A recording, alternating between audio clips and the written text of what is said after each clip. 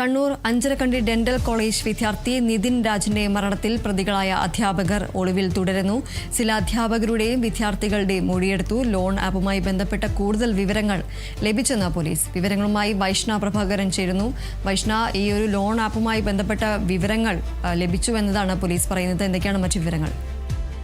Deepthi, loan ആപ്പുമായി ബന്ധപ്പെട്ട് കൂടുതൽ വിവരങ്ങൾ ലഭിച്ചു എന്നാണ് പോലീസ് പറയുന്നത്. ഈ മാസം 9-ന് നിതിൻ്റെ ഫോണിലേക്ക് വന്നത് 98 കോളുകളും സന്ദേശങ്ങളും എന്നാണ് പുതിയതായി ലഭിച്ച വിവരം. അതുപോലെ അധ്യാപികയായ ലതയ്ക്കും നിരവധി കോളുകൾ എത്തി. അടുത്ത ദിവസം തന്നെ അധ്യാപിക പ്രിൻസിപ്പലിന് പരാതി നൽകുകയും ചെയ്തിരുന്നു.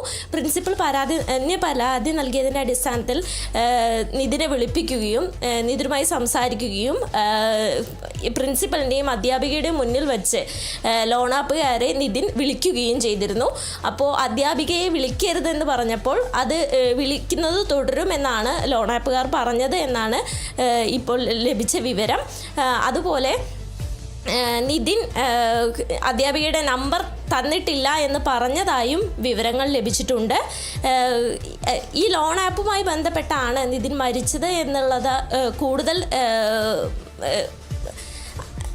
ലോൺ ആപ്പുമായി ബന്ധപ്പെട്ടുള്ള ഭീഷണിയെ തുടർന്നാണ് നിതിൻ മരിച്ചതെന്ന് കൂടുതൽ വ്യക്തമാകുന്ന രീതിയിലുള്ള അപ്ഡേഷൻസാണ് ഇപ്പോൾ വന്നുകൊണ്ടിരിക്കുന്നത്.